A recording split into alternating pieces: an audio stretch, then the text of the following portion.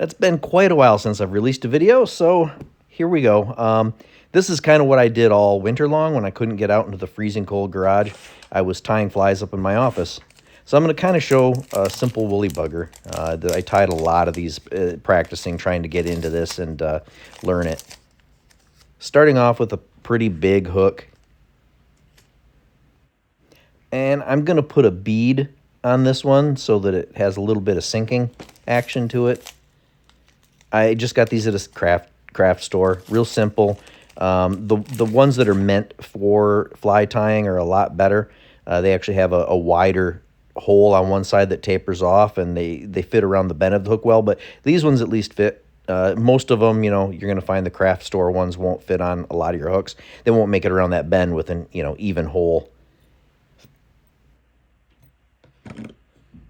So next I'm going to use this tool. It's called the Bobbin. This is what holds your thread. So the whole spool's at the end of this tool.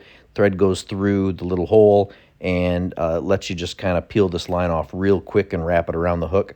So for this fly, I'm going to start by wrapping the thread as much as I can here to hold that bead in place so it doesn't slide down the shank of the hook.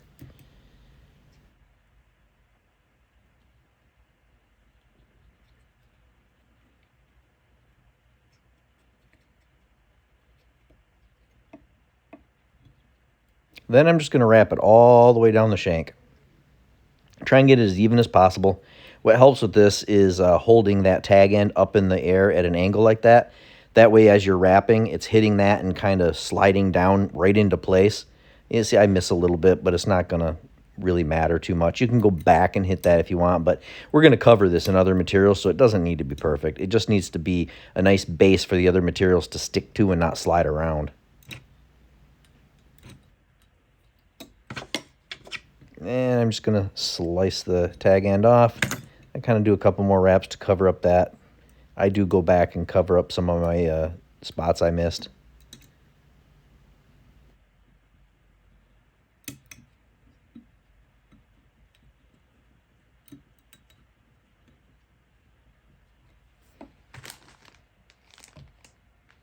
Next up, I'm going to put on the tail of this fly. And this, I'm using a material called Marabou. It's just a very flowy, wavy feather.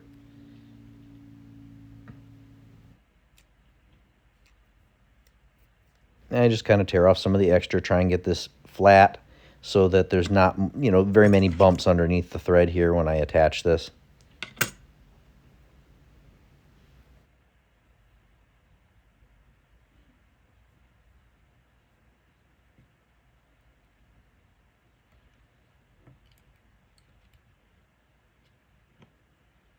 I still ended up putting quite a bit more on here than I had intended, so I'm going to snip that off as well. First, I'm just going to wrap and cinch this down nice and tight so it doesn't go anywhere. And snip that off. Block it with my hand so you can't see what I did, sorry. And I'm just going to wrap this and get this down really nice, kind of cover up a lot of that.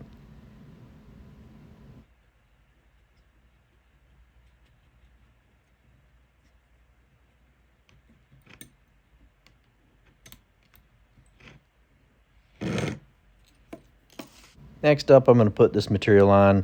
This stuff's called chenille. It's kind of a thread with like bristles almost, like a pipe cleaner, but it's real soft. You could literally just use yarn instead of this stuff, a lot cheaper too.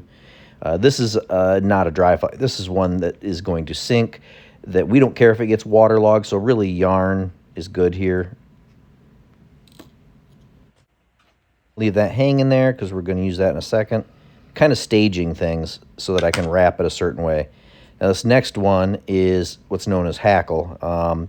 It's basically just a regular feather now that when we wrap it, the bristles are all going to just kind of stick straight up because they're all stiff. This particular one, I believe, is a pheasant feather that came from a pheasant beard. So I'm just going to lock that in place as well. I kind of trapped a couple of fibers, so I just go around and around and just stick those down, trap them. Now I'm going to wrap the chenille around and around and around all the way up the shank. This is the main body of the fly. That's what gives it its thickness. Oops.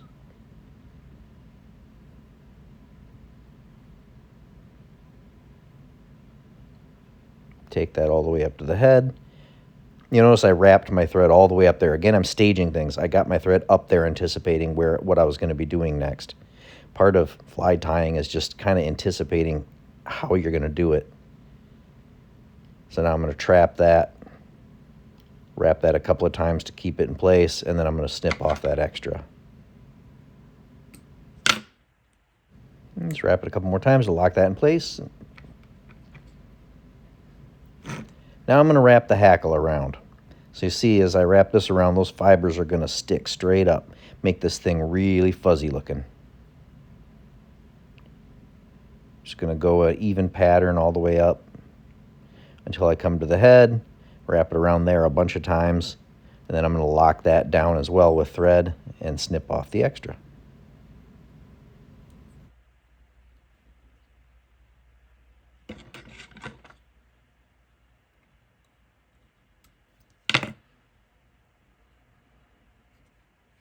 Wrap, wrap, wrap. Damn, that's fuzzy.